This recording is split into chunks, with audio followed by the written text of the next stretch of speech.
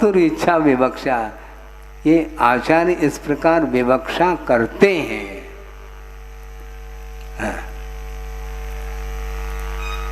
द्रव्य में पर्याय की विवक्षा,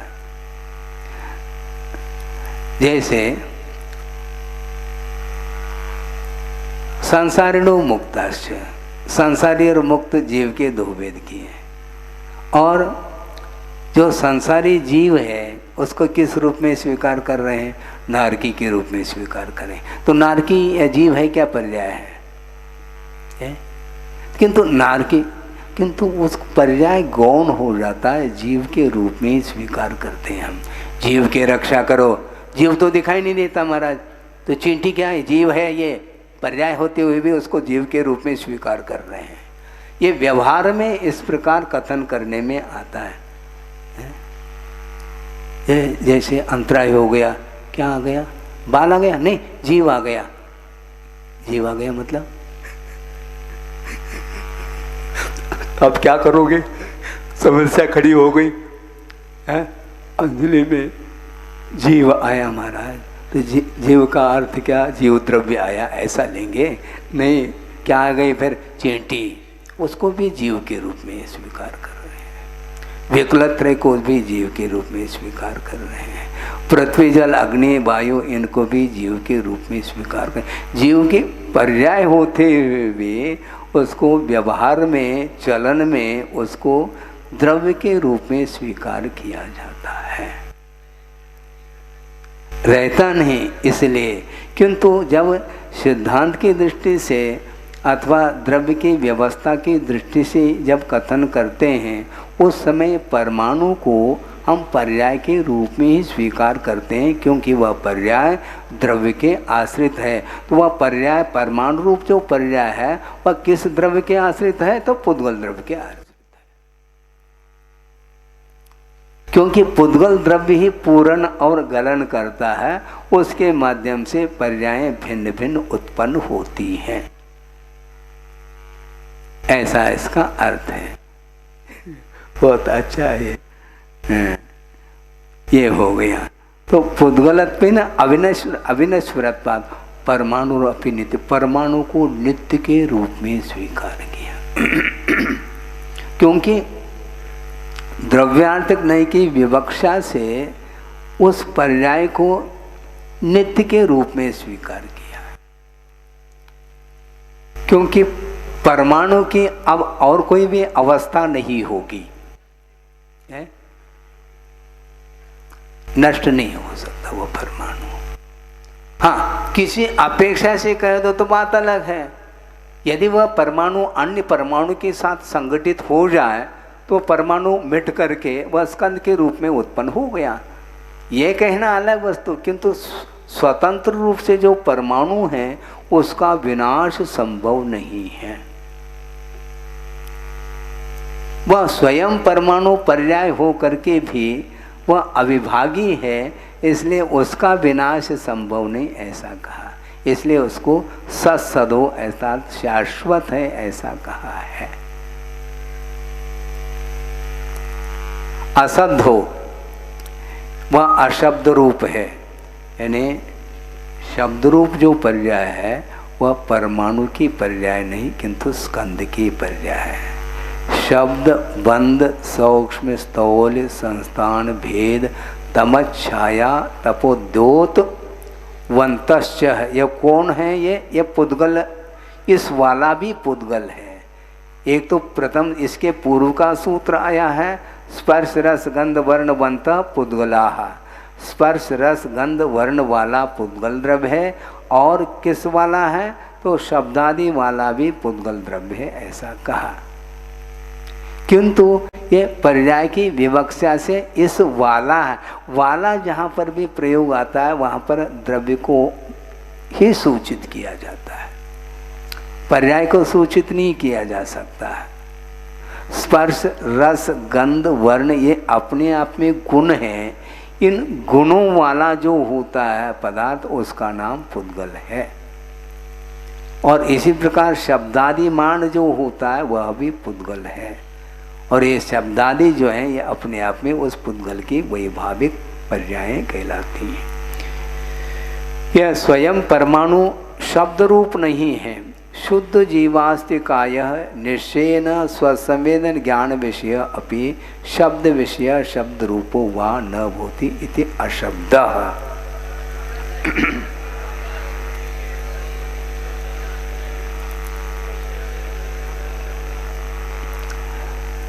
जिस प्रकार शुद्ध जीवास्तिका है निश्चय की विवक्षा से स्वसंवेदन ज्ञान के विषयभूत है, इसलिए वह शब्द गोचर नहीं है।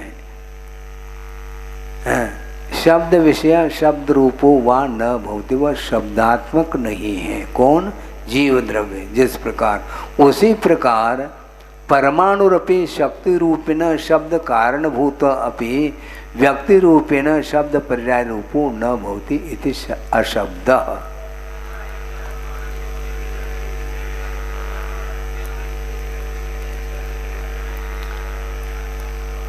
उसी प्रकार शक्ति रूप से यद्यपि वह परमाणु शब्द का कारण है,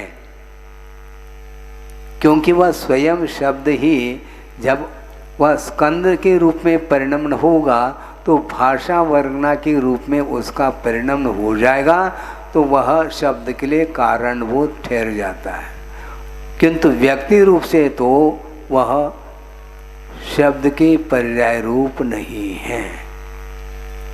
मतलब परमाणु तो पर्याय रूप है किंतु शब्द रूप पर्याय नहीं है।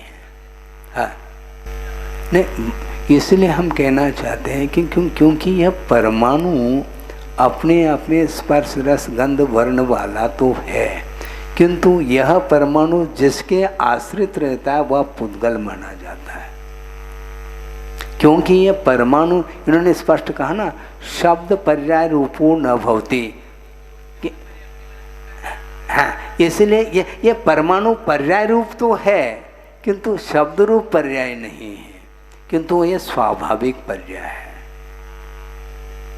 इसलिए वह पुद्गल जो स्वभाव रूप में परिणमन करने वाला वह पुद्गल है, उसकी पर्याय जो निकलती है वह परमाणु के रूप में उत्पन्न होती है, वो पर्याय है।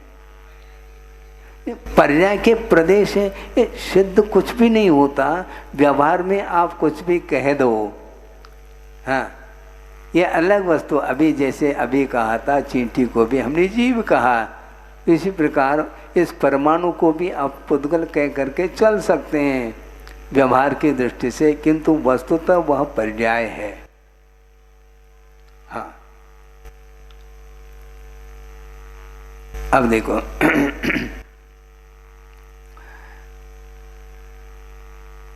अणु की उत्पत्ति, भेदात अणु, भेद से अणु की उत्पत्ति हुई, न कि द्रव्य की उत्पत्ति। क्या? अणु की उत्पत्ति हुई है, द्रव्य का उत्पाद नहीं होता, न द्रव्य का व्यय होता है, किंतु अणु की उत्पत्ति तो मानी है। किस रूप में? भेद से। भेदात अणु उत्पद्यते, भेद से अणु की उत्पत्ति होती है, और भेद से द्रव्य की उत्पत्ति होती है, ऐसा कहीं भी नहीं लिखा। क्या? ये द्रव्य त्रैकालिक है, किंतु वह जब पुद्गल द्रव्य स्वभाव रूप में परिणमन करने लग जाता है, उस समय जो उसकी अवस्था बनती है वह परमाणु के रूप में बनती है, वो इसलिए पर्याय की उत्पत्ति मानी जाती है। चाहे वह गुण की पर्याय हो चाहे द्रव्य की पर्याय हो, इन दोनों की उत्पत्ति पर्यायार्थिक नय के अपेक्षा से द्रव्य उत्पन्न होता है, ऐसा कथन करने में आता है, किंतु द्रव्य उत्पन्न नहीं होता है। पर्यायार्थिक नय से द्रव्य नश्वर है, किंतु पर्याय की अपेक्षा से द्रव्य को नश्वर ऐसा कहना पड़ा, किंतु वस्तुतः द्रव्य नश्वर नहीं। यदि वस्तुतः द्रव्य नश्वर होता तो फिर द्रव्यार्थिक नय का विषय नहीं बनता फिर। हाँ, ये इसलिए द्रव्यार्थिक नय की अपेक्षा से द्रव्य नित्य है और पर्यायार्थिक नय की अपेक्षा से द्रव्य को अनित्य कहा है, किंतु पर्याय की विवक्षा बना करके द्रव्य को अनित्य की संज्ञा दी जा रही है। वस्तुतः द्रव्य नित्य ही है, एकांत से नित्य नहीं। यदि एकांत से नित्य मानेंगे तो उसमें से कोई भी पर्याय की उत्पत्ति संभव नहीं, परिणमन नहीं होगा। और परिणमन यदि नहीं होगा तो वह द्रव्य नहीं रहेगा। हाँ, कूटस्थ कोई वस्तु थोड़ी होता है, क्योंकि उत्पाद वे द्रव्ययुक्तम सत्, सद्रव्य से लक्षणम कहाँ है। इसलिए द्रव्य का लक्षण है उत्पाद वे द्रव्य से रहित, वह द्रव्य नहीं हो सकता। यह पर्याय आर्थिक नय की विवक्षा से वह शब्द जो है वह परमाणु शब्द पर्याय रूपो न भवति। जिस प्रकार शब्द पर्याय के रूप में है, स्कंद जो है ना शब्द रूप पर्याय के रूप में भी है, उस प्रकार वह परमाणु शब्द पर्याय रूप नहीं, किंतु किसी न किसी रूप में पर्याय के रूप में है। वो परमाणु अपने आप में ही पर्याय है, पुद्गल द्रव्य की पर्याय। इति अशब्द। हाँ क्या क्या ठीक है ना, नहीं कहेंगे उसको, कौन कह रहा है? सुनो सुनो, संसारिणो मुक्ताश्चर्य, ये किसके भेद हैं? पर्याय के, जीव के भेद हैं, जीव के भेद हैं। संसारी और मुक्त के रूप में जीव द्रव्य को स्वीकार किया है, तो मुक्त जीव है, उसकी जो पर्याय है वह सिद्ध अवस्था है, ये इसका तात्पर्य। और वह सिद्ध रूप जो पर्याय है, सिद्धावस्था जो है मुक्त जीव की पर्याय के रूप में, वो स्वाभाविक पर्याय के रूप में स्वीकार किया है। वह स्वाभाविक पर्याय किस द्रव्य की है? मुक्त जीव की है। हाँ, जीव के भेद की है, न कि पर्याय के भेद की है। यदि पर्याय के भेद करोगे तो उस पर्याय का आधार कौन है तो आपको बताना पड़ेगा। मुक्त और जीव, मुक्त और संसारी रूप में जो भेद किए जा रहे हैं, ये किसके भेद हैं? जीव के भेद हैं। जीव के भेद हैं तो उस जीव के पर्याय भी होनी चाहिए, तो शुद्ध पर्याय है। ये हो गया। एको वह एकाकी है, अकेला, उसके साथ किसी का कोई संबंध नहीं है। जबकि स्कंद जो है वह अकेला एक नहीं, किंतु अनंत परमाणु के समुदाय के रूप में एक को आदि लेकर के अनंत पर्यायों का समूह बनता है। यथा शुद्धात्म द्रव्यम निशेन परोपाधि रहितत्वेन केवलम असहायम एकम भण्यते।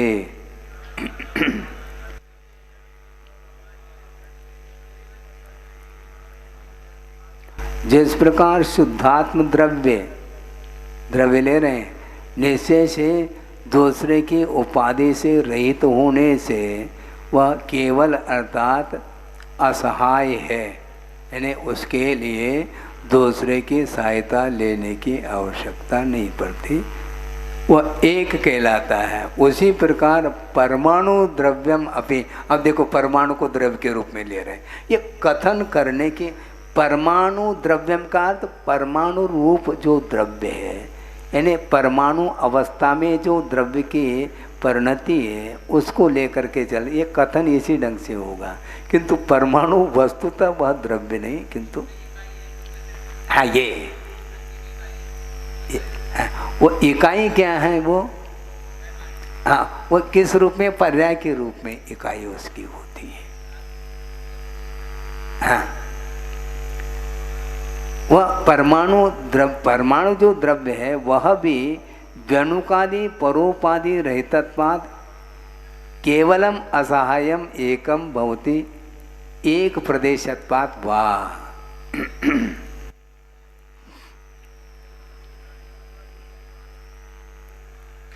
उसी प्रकार व्यनुक आदि के जो स्कंद हैं वे दूसरे की उपाधि से, व्यनुकादि परोपाधि से रहित होने के कारण वह परमाणु भी अकेला है, सहायता की आवश्यकता नहीं, वह इसलिए वह इकाई को लेकर के है, एक प्रदेशवान होने के कारण।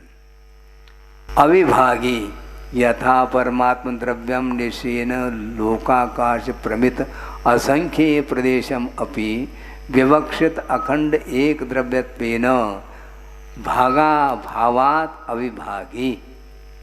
जिस प्रकार परमात्म द्रव्य निश्चय की विवक्षा से लोकाकाश प्रमाण असंख्यात प्रदेश वाला और प्रासंगिक अखंड एक द्रव्य रूप से होने से भाग का अभाव हो जाता है, उसमें विभाजन संभव नहीं, वह अखंड है, अविभागी है। उसी प्रकार परमाणु द्रव रूप जो द्रव्य है वह भी निरंशत्वेन, उसमें अब अंश नहीं है, वह निरंश है, इसलिए भाग का अभाव होने से अविभागी कहा। अब उसमें विभाजन संभव नहीं। पुनश्च कथम भूत स परमाणु, वह परमाणु और किस रूप में है, तो अमूर्तात् परमात्म द्रव्यात् विलक्षणा या तो स्पर्श रस गंध वर्णवती मूर्ति तया समुत्पन्नत्वात् मूर्ति भव इति सूत्र अभिप्राय।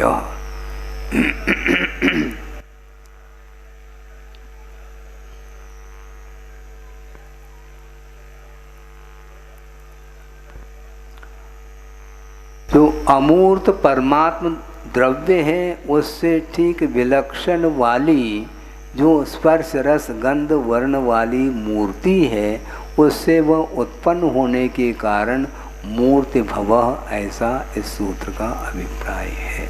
इस प्रकार परमाणु का यहाँ पर कथन किया गया है।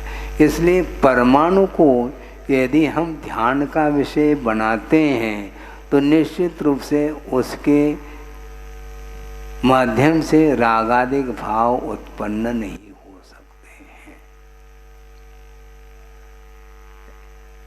परमाणु को बनाओ, ध्यान का विषय बनाओ, कैसे बनाएंगे? क्योंकि वह बुद्धि का विषय है, नहीं शक्त्यांश नहीं, अपने आप में वह परमाणु वह एक पर्याय है। किसकी पर्याय है? पुद्गल पर्याय है। इसलिए शुद्ध जो पुद्गल द्रव्य है उसको वह परमाणु के रूप में उसकी पर्याय है, उसको बुद्धि का विषय बना लो, इन्हें ध्यान का विषय बना लो, ये कहा जा रहा है। क्योंकि वह शुद्ध रूप है, इसलिए शुद्ध तत्व को ध्यान का विषय बनाते हैं तो रागादिक भावों का अभाव अपने आप हो जाता है, क्योंकि वह इंद्रियातीत परिणति है, पुद्गल द्रव्य की परिणति।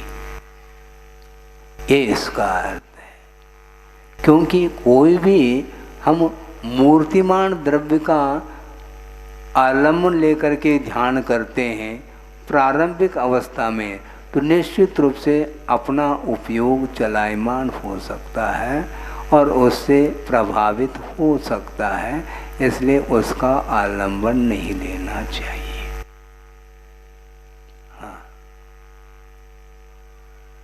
कल परसों भी विषय आया था, पंच परमेष्टि में से शुद्ध परमेष्टि को छोड़ करके अन्य परमेष्टि के अवलंबन लेने पर उसमें भी चलमल अगाड़ आदि दोष उत्पन्न हो सकते हैं, क्योंकि वो सारी अवस्थाएं जीव की वैभाविक अवस्थाएं हैं।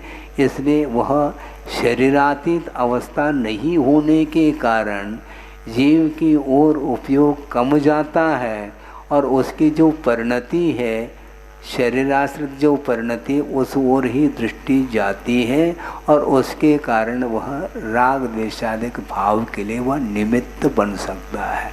बने अनिवार्य नहीं, किंतु यदि बनेगा तो सिद्ध पर्याय नहीं बन सकती चलमल अगाड़ के लिए कारण, किंतु अरहंत अवस्था तक यह परिणति बन सकती है। जैसे हुंडक संस्थान के साथ जो अरहंत अवस्था अर्थात 13वें गुणस्थान की जो परिणति है, उसको लेकर के परिणाम बिगड़ सकते हैं, क्योंकि वह शरीर सशरीरी कहाँ अनंत अवस्था को सकल परमात्मा है, किंतु परमात्मा की ओर दृष्टि न जाकर के कल अर्थात शरीर की ओर दृष्टि जाती है, इसलिए वह राग द्वेषादिक भाव उसमें उत्पन्न होते हैं। मतलब उस समय जो वंदना की जा रही है, उस समय वह शरीर ही सामने आ रहा है, सीधा उपयोग के साथ संबंध उस शरीर का हो रहा है। यदि गुणों का संबंध हो जाता है, अरहंत अवस्था की ओर आपकी दृष्टि होती, तो निश्चित रूप से चलमलग अगाढ़ आदि दोष नहीं लग सकते। किंतु इतना उपयोग हम और आपका स्थिर नहीं है, और सामने खड़े होते ही वह शरीर ही वह उपयोग का विषय बनता है, इसलिए वह इस प्रकार के भाव आ जाते हैं। मतलब कुल मिलाकर के भगवान की वंदना का भाव आना चाहिए। उस समय भी वह भगवान दृष्टिगोचर नहीं हो रहे हैं और शरीर ही दृष्टिगोचर हो रहा है। क्यों? स्कंद रूपत्वात्, वह स्कंद रूप होने के कारण, वह पुद्गल की वैभाविक पर्याय होने के कारण वह द्वेष के लिए कारण बन रहा है, निमित्त के रूप में। उपादान तो स्वयं का है। यदि हम उससे आकर्षित नहीं होते, विकर्षित नहीं होते, तो अनंत अवस्था का दर्शन हो सकता है, इसमें क्या बाधा, लेकिन नहीं हो पाता। तो अब क्या करेंगे? कुछ नहीं करेंगे।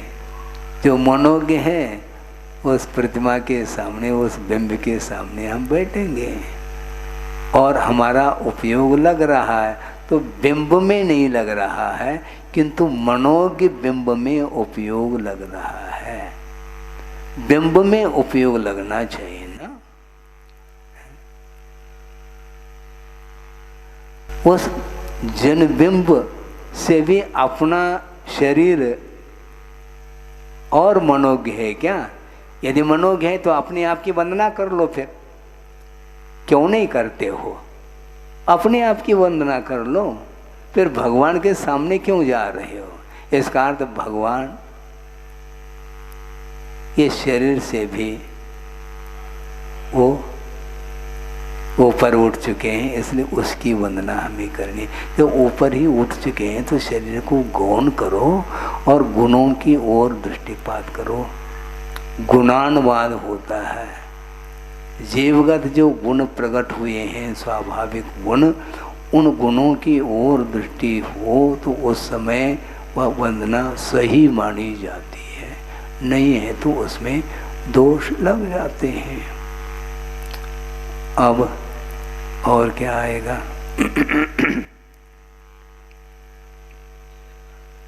अथ पृथिव्यादि जाति भिन्नः परमाणवः न सन्ति इति निश्चिनोति। अन्य दर्शनकार परमाणु को भिन्न भिन्न जाति वाले मानते हैं।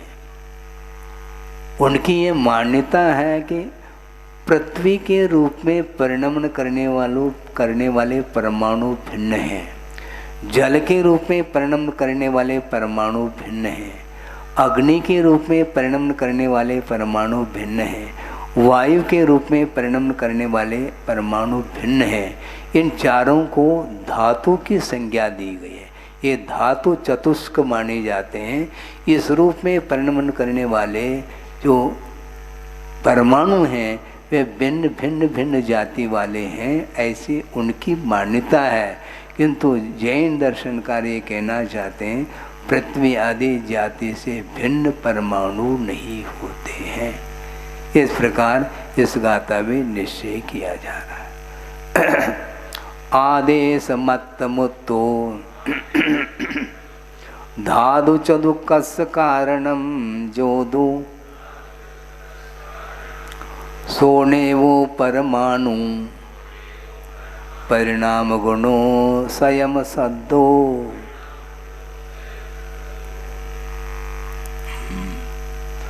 आदेश मत उत्तो, यानी परमाणु का कथन मात्र किया गया है। किस रूप में? मूर्त है ऐसा कथन किया जाता है।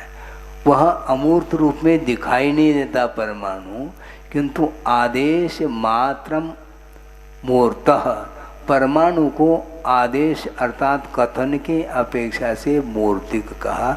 वस्तुतः वह मूर्तिक नहीं। यदि मूर्तिक कहेंगे तो वह इंद्रिय का विषय होना चाहिए, किंतु नहीं होता।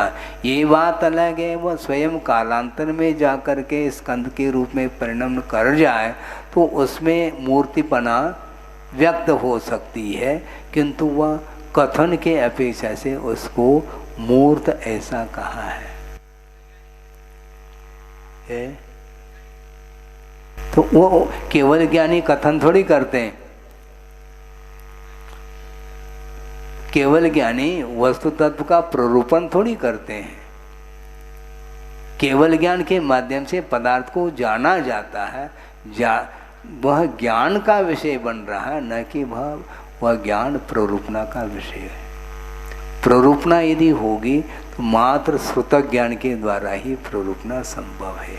मत ज्ञान, अवधि ज्ञान, मन परिज्ञान और केवल ज्ञान के द्वारा वस्तु को जाना जा सकता है, किंतु श्रुत ज्ञान के माध्यम से पदार्थ को जाना भी जाता है और पदार्थ की प्ररूपणा भी की जा सकती है। इसलिए आदेश मत मुत्तो, आदेश अर्थात कथन मात्र के अपेक्षा से परमाणु को मूर्त कहा है।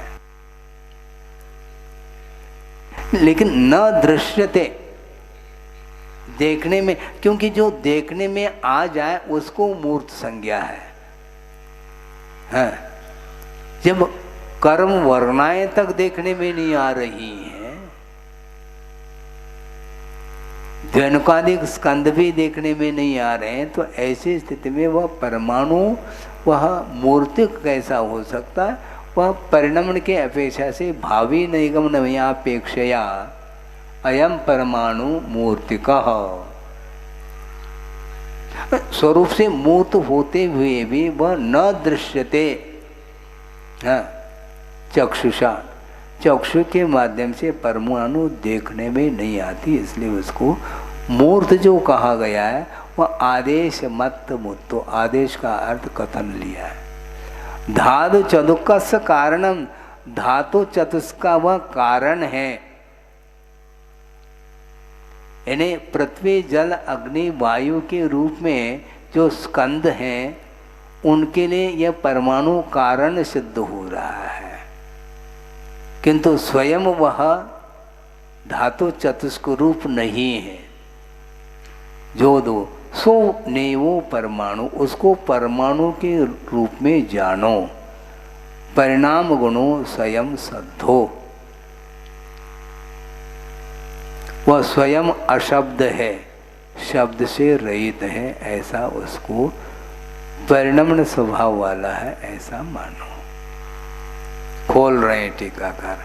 आदेश मात्र मूर्तः, आदेश मात्रेण संज्ञादि भेदेन एव परमाणु मूर्तत्व निबंधन भूता वर्णादि गुणा भिद्यते पृथक् क्रियन्ते न च सत्ता प्रदेश भेदेन।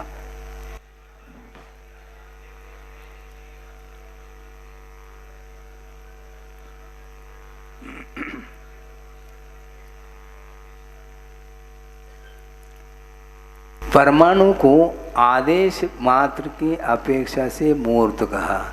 आदेश मात्र ने का अर्थ क्या? संज्ञादि भेदेन एव परमाणु मूर्तत्व निबंधन भूता वर्णादि गुणा भिद्यन्ते।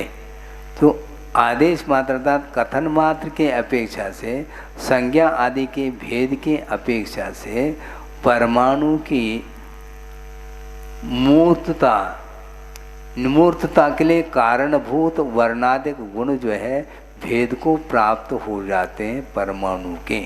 ये परमाणु के जो स्पर्श रस गंध वर्ण ये जो गुण हैं वे ये भेद को प्राप्त होते हैं, इनको पृथक किया जा सकता है। पृथक करने का अर्थ द्रव्य से पृथक नहीं किया जा रहा है, किंतु संज्ञा आदि के अपेक्षा से इसमें भेद डाला जा रहा है। इस अपेक्षा से ही न च सत्ता प्रदेश भेदेना, अस्तित्व के अपेक्षा से, प्रदेश भेद के अपेक्षा से वे स्पर्श रस गंध वर्ण उस परमाणु से पृथक नहीं है। वस्तुतस्तु यएव परमाणु आदि मध्य अंत प्रदेश सएव रूपादि गुणानाम अपि।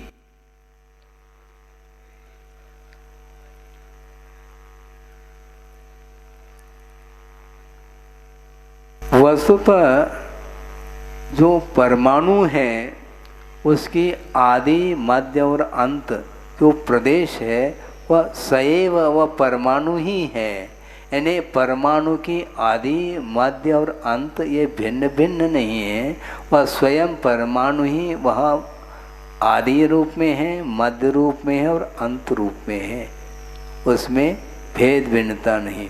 सएव उसी प्रकार रूपादि गुणानाम अपि, रूपादि गुणों का भी आदि मध्य और अंत भिन्न भिन्न नहीं, किंतु परमाणु के अंदर स्पर्श रस गंध वर्ण व्यापक रूप से विद्यमान है। उनका जो संबंध है वह तादात्म्य संबंध है पूर्ण रूप से। अर्थात ये नहीं, ऐसा नहीं लेना कि परमाणु के अंदर जो स्पर्श गुण है उसके प्रदेश भिन्न हैं, रस गुण के प्रदेश भिन्न हैं, गंध गुण के भिन्न हैं, वर्ण गुण के भिन्न हैं, ऐसा नहीं, किंतु वह व्यापक रूप से है। कोई प्रश्न है आपके पास? रख सकते हैं, रखो।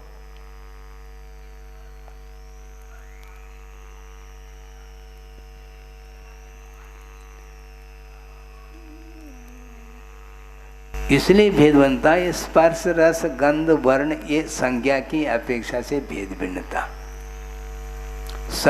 एक मिनट, अब हो गया आपका प्रश्न, हो गया। संज्ञा लक्षण प्रयोजन आदि की अपेक्षा से इनमें भेद भिन्नता दिखाई देती है, किंतु प्रदेश भिन्नता नहीं। इसी अपेक्षा से इसको पृथक किया जा रहा है। हाँ, स्वर्ण है, स्वर्ण के पास गुण है तो पेतत्व है और गुरुत्व है, मृदुत्व है। ये जितने भी गुण हैं ये स्वर्ण में समाहित हैं, किंतु स्वर्ण के किसी कोने में मृदुपना हो और किसी कोने में गुरुत्व हो, किसी कोने में पेतत्व हो, ऐसा नहीं। पूर्ण रूप से वो स्वर्ण में वो सारे सारे गुण व्याप्त हो करके रहते हैं। इसलिए प्रदेश भिन्नता नहीं होते हुए भी अपने अपने गुणों का जो अस्तित्व है और संज्ञा आदि के अपेक्षा से उनका पृथक अस्तित्व सिद्ध किया है। इतना ही इसका अर्थ है। हाँ, आचार्य महाराज ने कहा था एक खांड की रोटी है। रोटी क्या है? यह एक द्रव्य मान करके चलो, वह खांड की है, तो उसको कहीं भी किसी भी कोने से तोड़ करके खा लो, उसमें मिठास आएगा। ऐसा नहीं कि उस खांड की रोटी में किसी एक कोने में मिठास हो और किसी एक कोने में मिठास का अभाव हो, ऐसा संभव नहीं है ये। उसी प्रकार स्पर्श रस गंध वर्ण वंतः पुद्गलाः ऐसा कहा है। तो ठीक है, रस की प्रधानता है, क्योंकि रस भर दिया है ना, रस भरी है वो। जहाँ पर रूप है वहाँ पर रस गंध और स्पर्श भी अविनाभाव संबंध को लेकर के है, ऐसा कहा। रूपिना पुद्गला, ये जो सूत्र आया है इसका अर्थ पुद्गल द्रव्य मात्र रूपी है, रसवान गंधवान स्पर्शवान नहीं है, ऐसा नहीं। इसलिए आगे जाकर के पृथक रूप से सूत्र स्पर्श रस गंध वर्ण वंतः पुद्गला ऐसा कहना पड़ा, ये इसका अर्थ है। अथवा मूर्त इति व्यपदिश्यते कथ्यते, आ गया देखो, मूर्त परमाणु मूर्त है इस प्रकार कथन में आता है। न च दृष्टया दृश्यते तेन आदेश मात्र मूर्तः। दृष्टि के अपेक्षा से परमाणु मूर्तिमान नहीं, किंतु कथन के अपेक्षा से दृश्यते, इसलिए आदेश मात्र मूर्त। आदेश अर्थात कथन मात्र की अपेक्षा से उसको मूर्त कहा है। निश्चयेन शुद्ध बुद्ध एक स्वभावे अपि पृथिव्यादि जीवै व्यवहारेण अनादि कर्मोदय वशेन यानी पृथ्वी अप तेज वायु धातु चतुष्क संज्ञानी शरीराणि गृहीतानि तिष्ठन्ति।